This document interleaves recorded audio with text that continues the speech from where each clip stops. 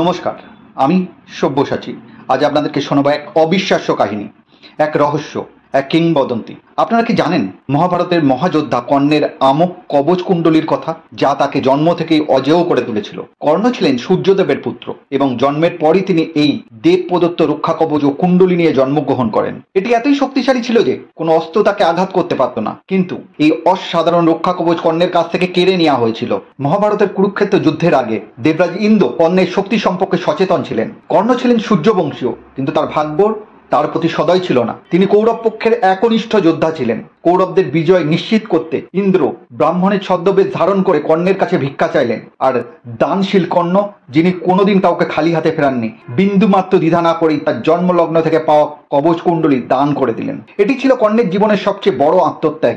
এক মহাযোদ্ধা স্বেচ্ছায় তার অমরত্ব বিসর্জন দিলেন। কিন্তু প্রশ্ন একটাই, এই অলৌকিক কবচ কুণ্ডলী গেল কোথায়? কথিত আছে ইন্দ্র এটি নিয়ে স্বর্গে ফিরে গিয়েছিলেন, কিন্তু একাধিক পুরাণ ও তন্ত্রশাস্ত্রে দাবি করা হয়েছে যে ইন্দ্র দেবতাদের গোপন কোষাগারে এটি সংরক্ষণ করেছিলেন। কিন্তু কিছু কারণে এটা হারিয়ে যায়। কিছু কিংবদন্তি বলে এই কবচ কুণ্ডলী কোনো এক গোপন গুহায় বা সমুদ্রগর্ভে রয়ে গেছে। কিছু ইতিহাসবিদ মনে করেন এটি হয়তো ভারতের কোনো তান্ত্রিক সাধকের হাতে গিয়েছে, যিনি একে রক্ষা করার দায়িত্ব নিয়েছেন। ভারতের কিছু প্রাচীন মন্দির ও গুহাচিত্রে এমন কিছু অঙ্কন পাওয়া গেছে যেখানে এক অলৌকিক কবচের উল্লেখ করা রয়েছে, যা দেবতাদের শক্তি ধারণ করে। 1857 সালে সিপাই বিদ্রোহের সময় কিছু ব্রিটিশ গবেষক দাবি করেছিলেন যে ভারতের কোনো এক গোপন স্থানে এক অলৌকিক বার্মের অস্তিত্বের কথা জানা গেছে। 1971 সালের ভারত পাকিস্তান যুদ্ধের সময় এক ভারতীয় সেনা কর্মকর্তা বলেছিলেন তিনি এক প্রাচীন অলঙ্কারের সন্ধান পেয়েছিলেন, যা অসাধারণ শক্তিধর ছিল। তাহলে কি কর্ণের কবচ কুণ্ডলী সত্যিই এখনো পৃথিবীতে আছে? কর্ণের গল্প শুধুই কি এক মহাকাব্যের অংশ,